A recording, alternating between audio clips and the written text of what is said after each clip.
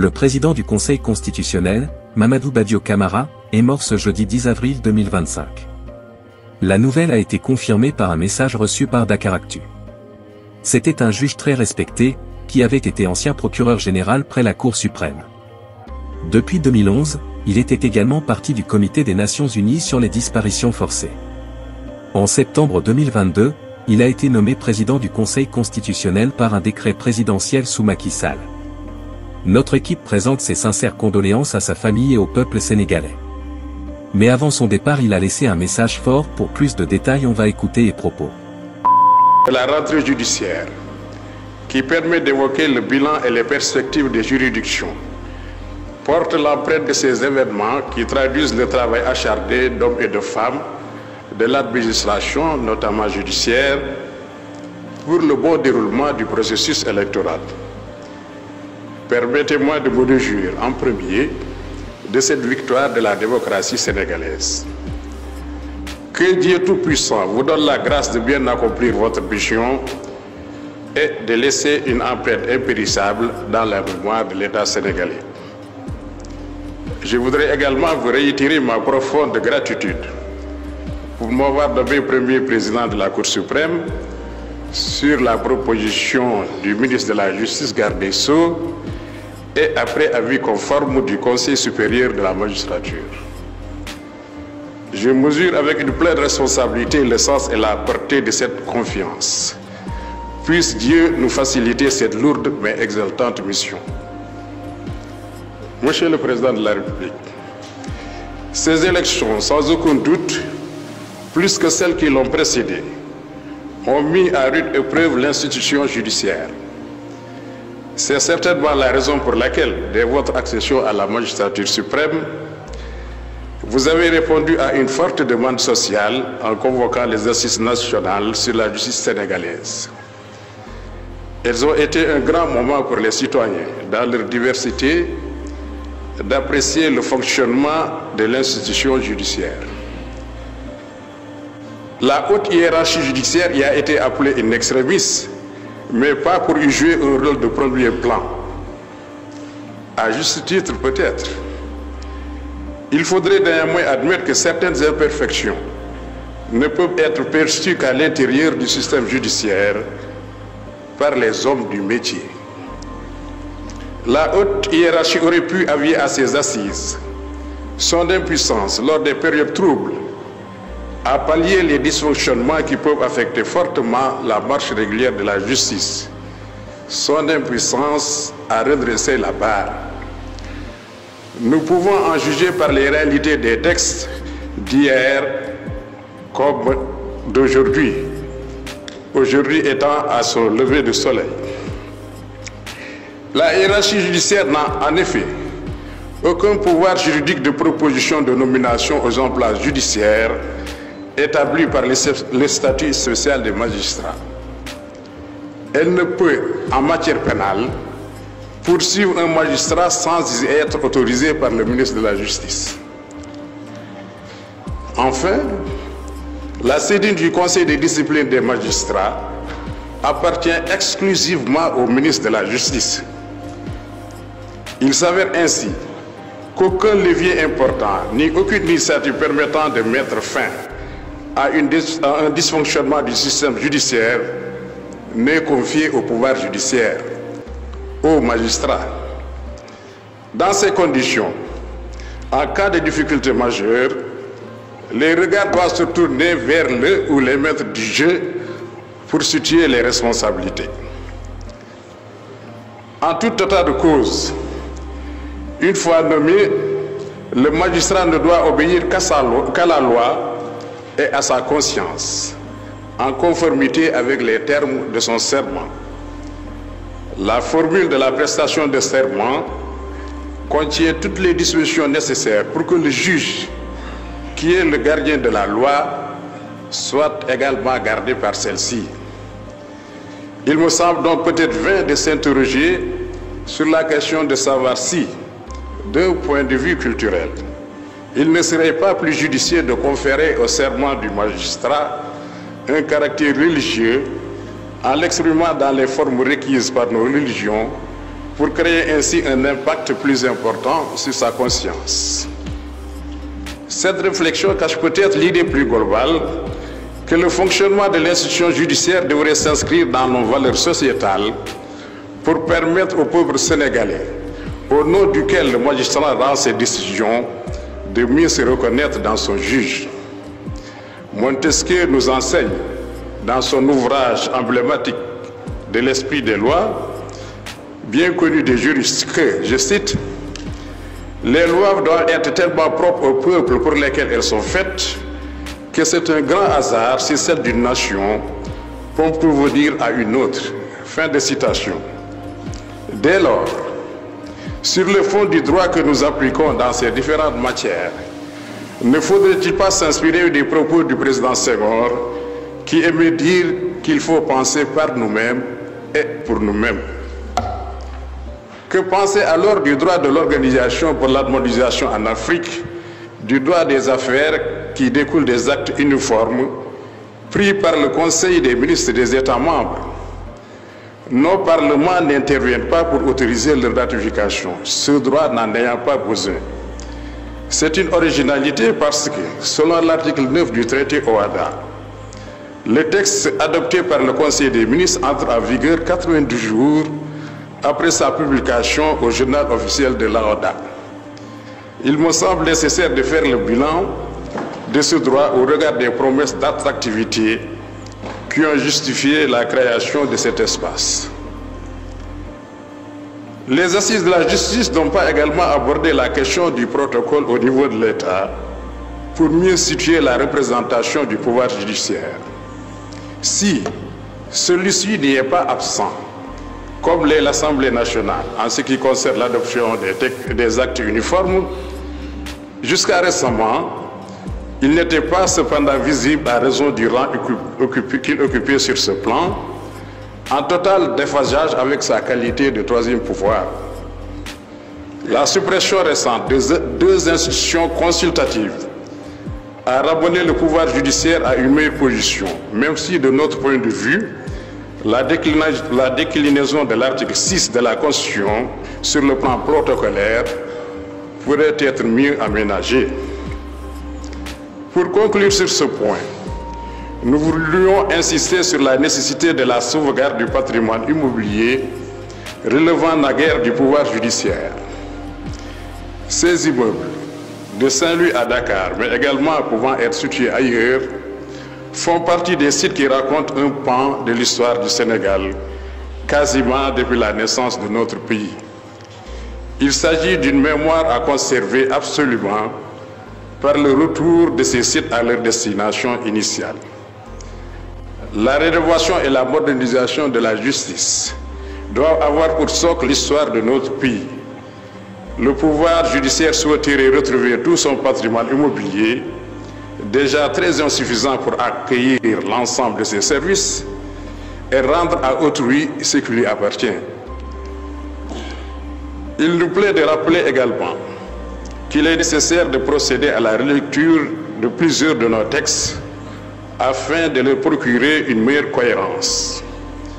À en juger par les nombreuses demandes d'avis au Conseil constitutionnel depuis l'année 2016, pour la précision de la pensée du pouvoir constituant et du législateur électoral, ainsi que les efforts d'interprétation du juge judiciaire pour donner un sens à certains textes, on est en droit de se demander si nos lois sont bien pensées et si elles ont été énoncées clairement. Il revient certes au juge d'interpréter la loi.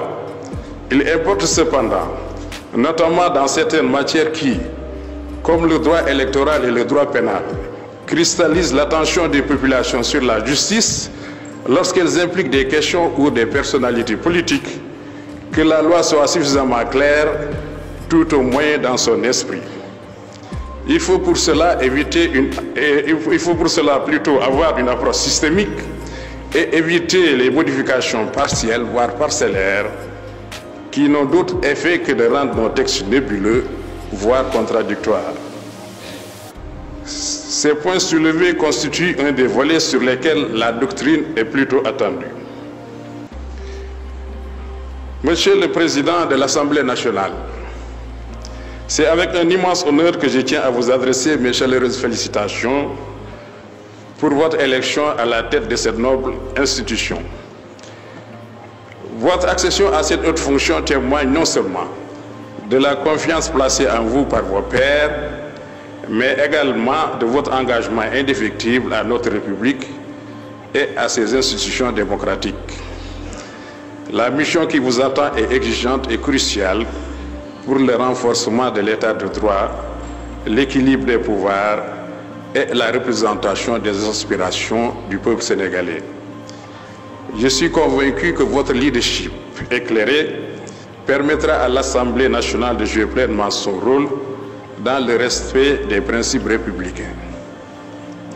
Monsieur le Premier ministre, c'est avec une grande considération que je tiens à vous adresser, au nom de toute la compagnie judiciaire, mes chaleureuses félicitations pour votre nomination à la tête du gouvernement. Votre accession à cette haute fonction témoigne de la confiance de Monsieur le Président de la République à votre endroit et de l'espoir que la nation toute entière place en vos compétences, votre expérience et votre engagement au service de la République. Je suis convaincu que vos qualités de leader, votre vision et votre dévouement contribueront à relever les défis de notre époque et à promouvoir le développement, la justice, le progrès social et l'équité pour le bien-être de tous nos concitoyens. Monsieur le garde des Sceaux, ministre de la Justice, vice-président du Conseil supérieur de la magistrature,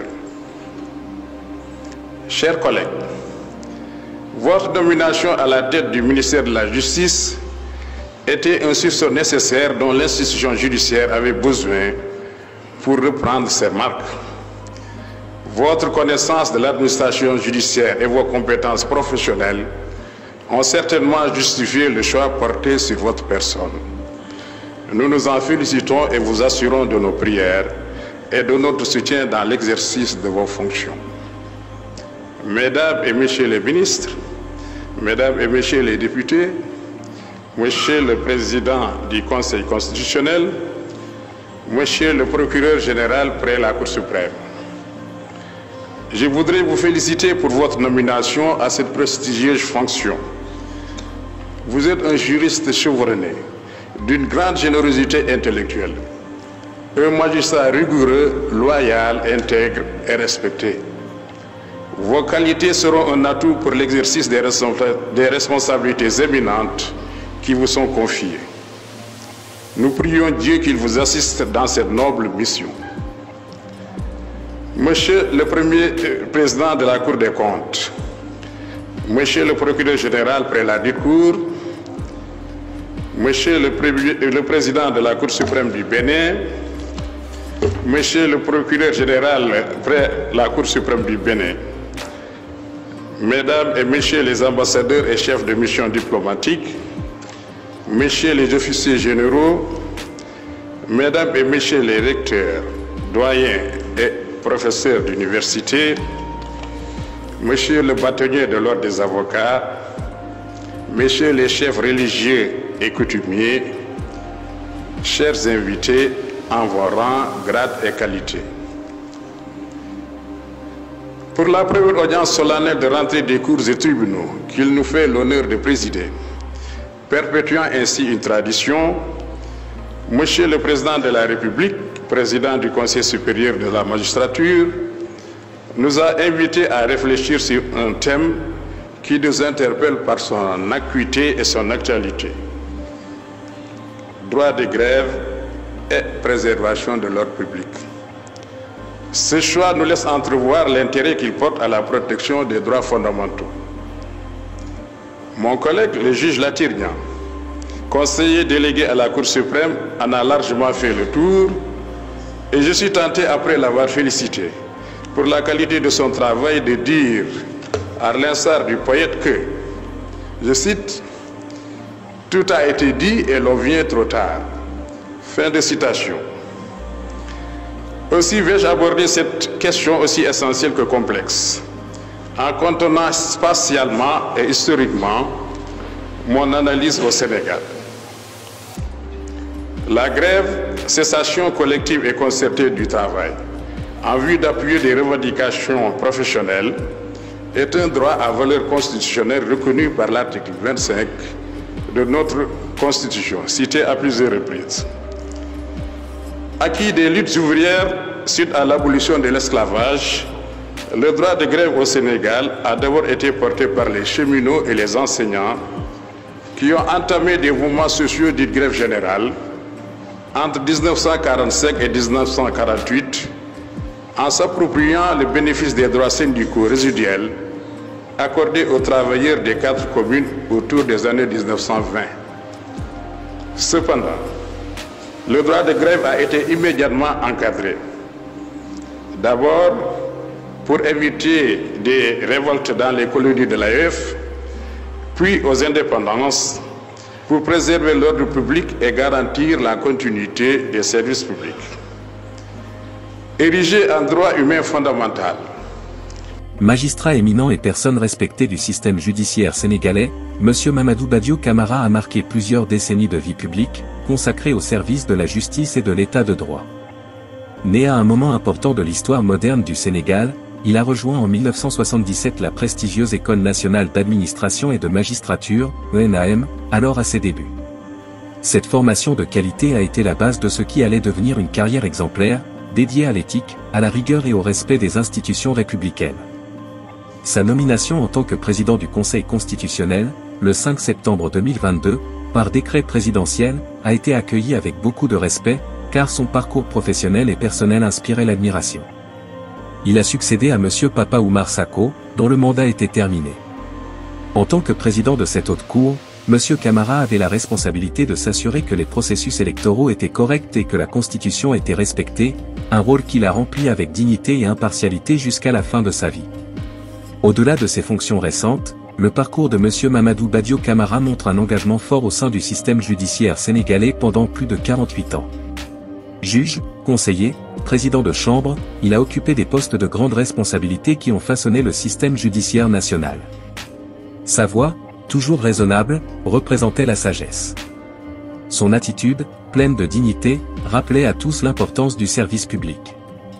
Son départ crée un grand vide, non seulement au sein du Conseil constitutionnel, mais aussi dans le cœur de tous ceux qui ont eu l'honneur de travailler avec lui ou de le rencontrer. Sa rigueur intellectuelle, son intégrité morale et son profond attachement aux valeurs républicaines faisaient de lui un modèle, une référence pour les jeunes magistrats et les juristes en formation. La perte de M. Mamadou Badio Camara est une perte immense pour le Sénégal. Cela nous pousse à réfléchir, à reconnaître, mais aussi à nous engager, à continuer de promouvoir les valeurs pour lesquelles il a lutté toute sa vie. Le respect de la loi, l'indépendance de la justice, la protection des droits fondamentaux et la stabilité des institutions doivent continuer à guider notre démocratie, à l'image de l'exemple qu'il nous a laissé. En cette triste période, notre équipe souhaite adresser ses plus sincères condoléances à sa famille, à la communauté judiciaire et à tout le peuple sénégalais. Nous pensons à tous ceux qui sont affectés par cette grande perte. Nous prions Allah de lui donner sa miséricorde infinie, de lui ouvrir les portes de son paradis et de réconforter les cœurs attristés par son départ.